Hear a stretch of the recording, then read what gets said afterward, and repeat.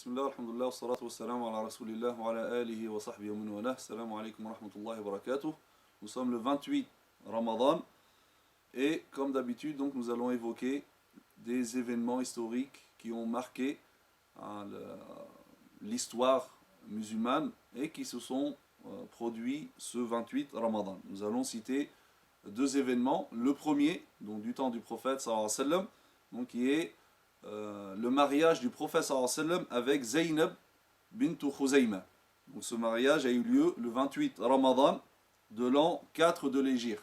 Selon certains historiens, ils disent que ce mariage s'est produit le 5 Ramadan. Donc soit le 28, soit le 5 Ramadan de l'an 4 de l'Hégire. Donc c'était en l'an 626. Donc le prophète sallallahu alayhi wa sallam s'est marié avec al-Mu'minin, la mère des croyants, donc Zaynab bint Khuzayma.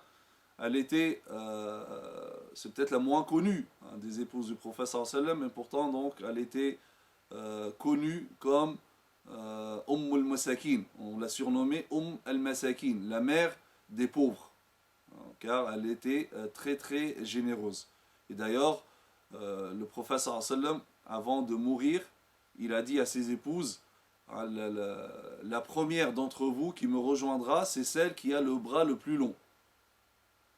Et là, les épouses du prophète sallallahu alayhi wa sallam, pensant que le prophète sallallahu alayhi wa sallam donc, parlait ici au sens propre, donc elles ont commencé à mesurer leurs bras, quelle est la femme qui avait le bras le plus long. Donc elles ont vu que c'était Saouda, donc, qui avait une corpulence plus forte que les autres.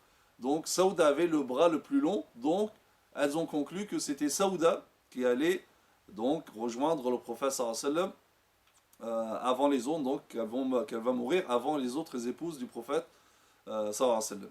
Mais il se trouve que la première qui est morte parmi les épouses du prophète sallallahu alayhi wa sallam, donc après la mort du prophète sallallahu alayhi wa sallam, c'était Zaynab bint Khuzayma.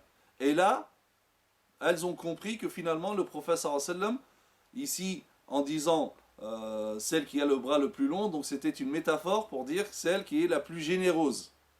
Et donc effectivement, donc c'était Zaynab bint Khuzayma radiyallahu anha. Deuxième événement, c'est la victoire des musulmans pendant la bataille de Shadhouna en Andalousie. Donc au début de cette série, nous avons parlé de la conquête de l'Andalousie, donc entrepris par le grand chef Tariq ibn Ziyad, rahimahullah. Et nous avons vu qu'il y a eu donc une première confrontation entre Tariq ibn Ziyad avec donc le roi des Wisigoths, Roderick. Et l'armée de Roderick a été vaincue. Donc ceci bien sûr a suscité la colère de Roderick, mais aussi la crainte de Roderick, mais aussi des autres princes et des hommes d'église, etc. Donc ils se sont réunis autour de Roderick pour combattre les musulmans et arrêter le danger des musulmans. Et donc effectivement ils ont pu réunir donc une armée composée d'environ ou entre 90 000 et 100 000 soldats. Donc Roderick, donc il était à la tête de cette armée-là, donc il sort de Tolède et il va rencontrer les musulmans. Tariq ibn Ziyad, lorsque il est informé, donc il demande à Moussa ibn Nusayr, le gouverneur, de lui renvoyer des renforts. Donc effectivement, il lui envoie des renforts, donc 5000 combattants, et donc l'armée musulmane donc, est composée désormais d'un contingent de 12 000 soldats, formés de plusieurs catégories de personnes. Il y avait ceux qui sont d'origine arabe, berbère, du Soudan également, tout ça c'est les musulmans, mais également même des chrétiens, donc qui étaient donc l'armée, même si c'était une petite armée, mais c'était l'armée donc dirigée par le gouverneur de Sebta, Donc rappelez-vous, on dit c'est lui donc, qui a encouragé les musulmans à conquérir l'Andalousie. Donc, sans rentrer dans les détails, cette bataille a duré 7 jours. Alors, ce qui s'est passé, c'est que tous les princes qui sont autour de Roderick, finalement, ils l'ont lâché lorsqu'ils ont vu donc la résistance des musulmans, bien que dans les premiers jours, l'armée de Roderick donc, résistait fortement, mais après, donc, les princes autour de Roderick euh, sont partis négocier avec les musulmans pour que les musulmans leur accordent la sécurité.